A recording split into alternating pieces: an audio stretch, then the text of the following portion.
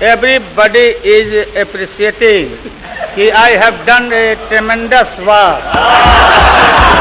नमस्कार, आप देख रहे हैं हिंद एक्सप्रेस और मैं हूं आपके साथ चंद्रश्री राजपूत। 950 करोड़ रुपए के चारा घोटाले की कहानी 1994 से शुरू होती है।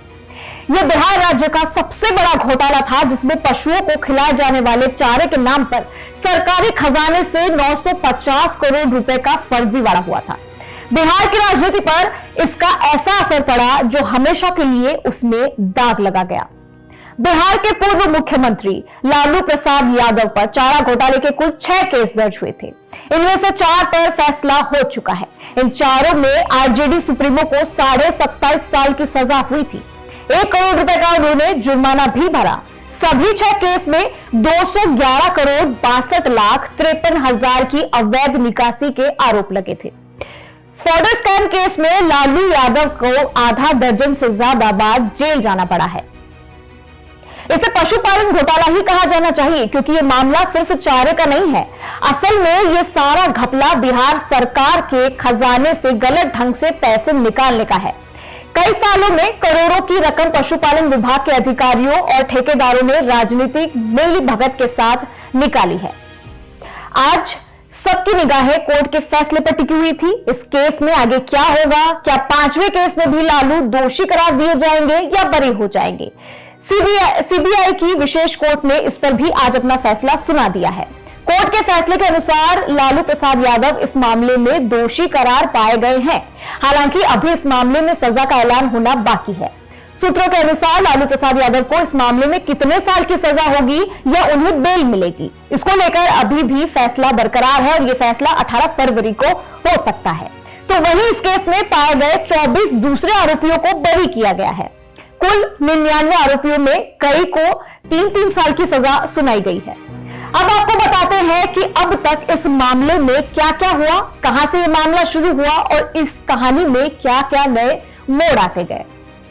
बिहार पुलिस ने 1994 में तत्कालीन बिहार के गुमला, रांची, पटना, डोरंडा और लोहरदगा जैसे कई कोषागारों से फर्जी बिलों के जरिए करोड़ों रुपए की कथित अवैध निकासी के बिल जमा किए, जिसके बाद रातों रात सरकारी कोषागार और पशुपालन विभाग के सैकड़ों कर्मचारी गिरफ्तार कर लिए गए। पूरे राज्य में कई आपराधिक मामले दर्ज किए गए और कई ठेकेदारों और सप्लायरों को हिरासत में लिया गया।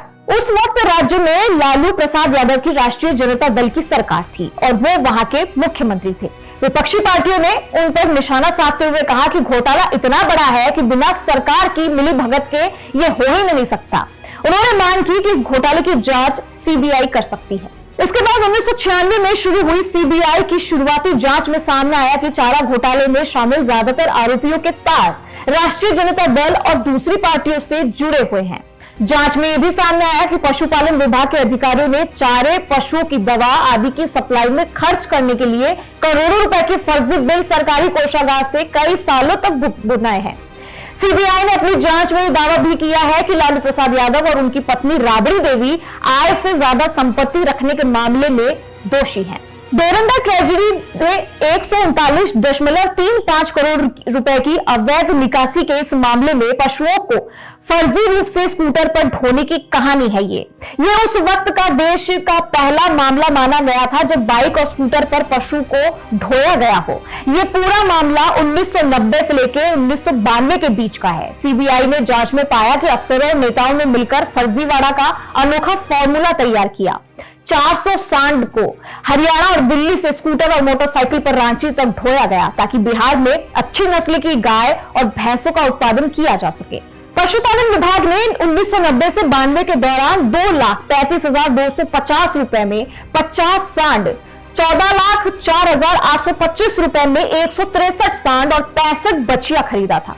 इतना ही नहीं, विभाग ने इस दौरान क्रॉस ब्रीड बछिया और भैंस की खरीदी पर 84,93,900 रुपए का भुगतान मुर्रा लाइव स्टॉक दिल्ली के दिवंगत प्रोप्राइटर विजय मल्लिक को की थी।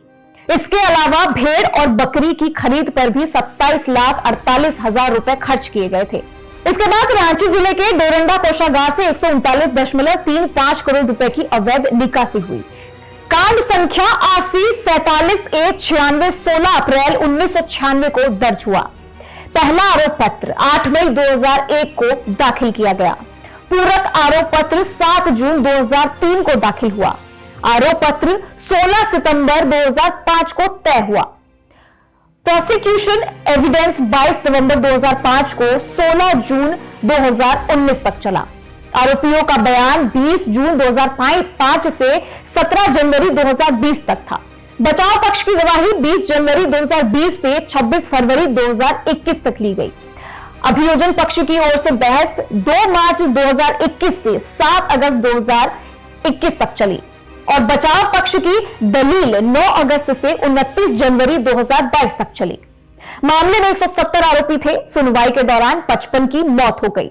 7 आरोपियों को सीबीआई ने गवाह बना लिया और 2 आरोपियों ने निर्णय के पूर्व दोष स्वीकार कर लिया।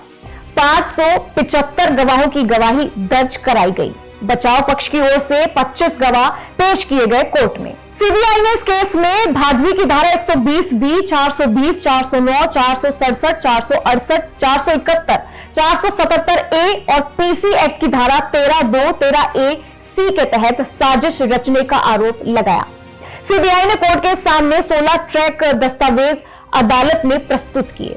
आपको बता दें कि चारा घोटाला में वारंट जारी होने के बाद लालू यादव पद छोड़ चुके थे, लेकिन जेल जाने की तैयारी नहीं थी। वहीं बिहार पुलिस भी उनकी गिरफ्तारी की कोशिश से लगातार बच रही थी। इस बीच सीबीआई के तत्काल संयुक्त निदेशक यूएन विश्वास ने लालू प्रसाद की गिरफ्तारी के लिए सेना तक की मदद मांग डाली, लेकिन सेना की ओर से तत्काल मदद से इनकार कर दिया गया था। अब आपको बताते हैं कि लालू यादव आखिर जेल पहुंचे कैसे थे। इसी बीच 29 जुलाई 1997 की रात को सीएम आवास घेर लिया गया। रैपिड एक्शन फोर्स की तैनाती की गई, लेकिन लालू प्रसाद के समर्थन खुलेआम हिंसक विरोध की धमकी दे रहे थे।